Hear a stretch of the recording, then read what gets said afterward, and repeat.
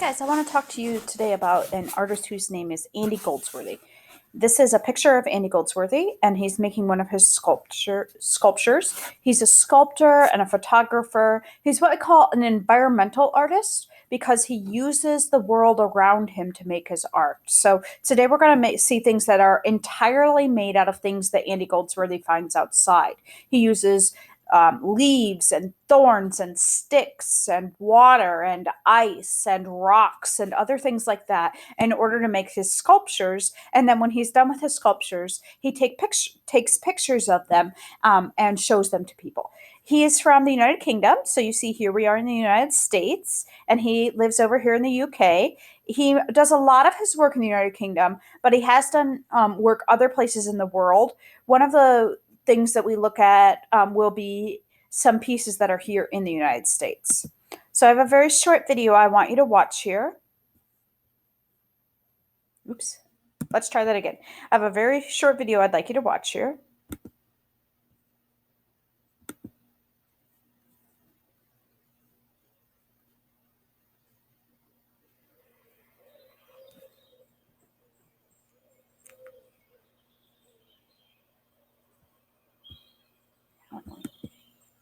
Sorry.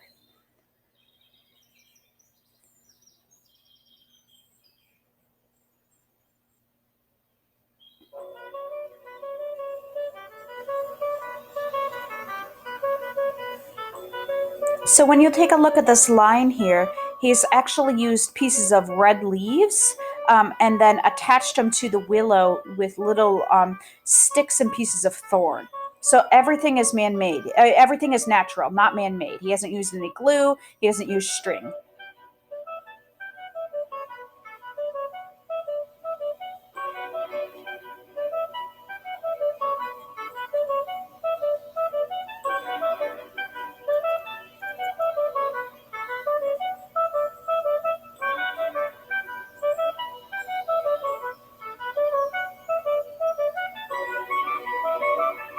And again, all of those sticks are laid out by him perfectly, and the black in the middle is caused by him charring it with fire, but no paint, no glue.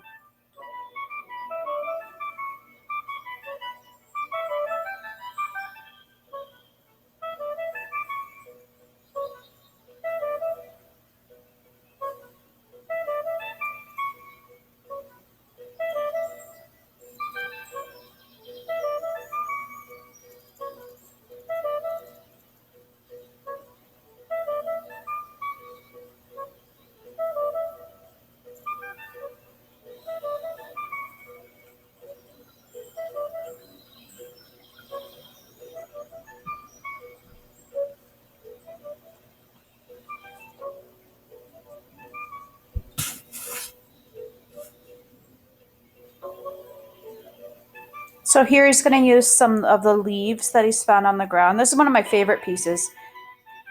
You can see him laying them down here. This one's less about line and more about color, but it's still a really nice piece.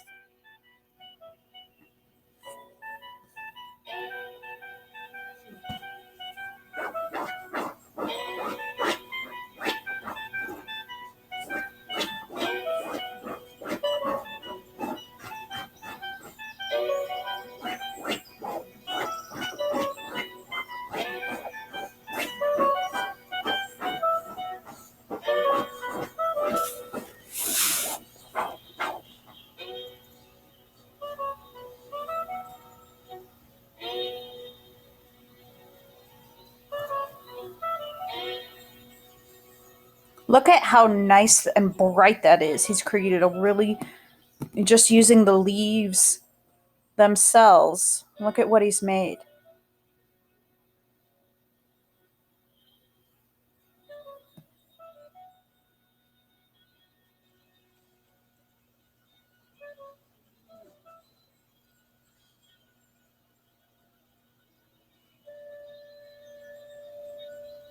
Beautiful.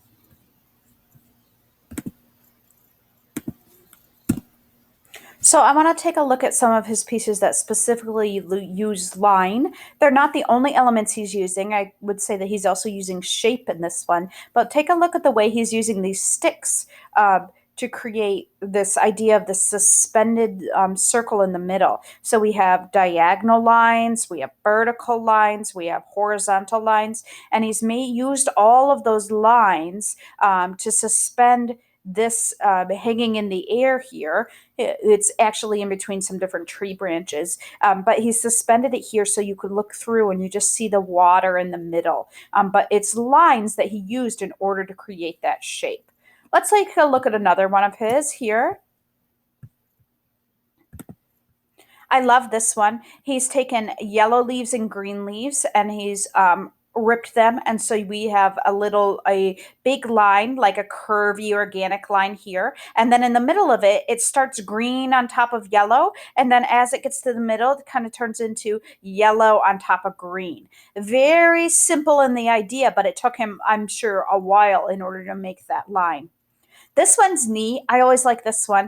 This one is ice that he's made. And so he's used the ice as a line and wrapped it around this tree. And all of these things will eventually go away. He takes pictures of them, but the ice will melt, the leaves will blow, the sticks will fall down. And that's part of the idea behind his work, is not only to make something beautiful out of nature and something that's interesting to look at, but also that things are impermanent, that things change over time, that they fall apart. And you have to look at it right now, which is really cool, which is why it takes pictures of it, because otherwise we wouldn't be able to see it. We'd have to go to the forest where he was working and look at it right away before the wind blew or before the storm came in.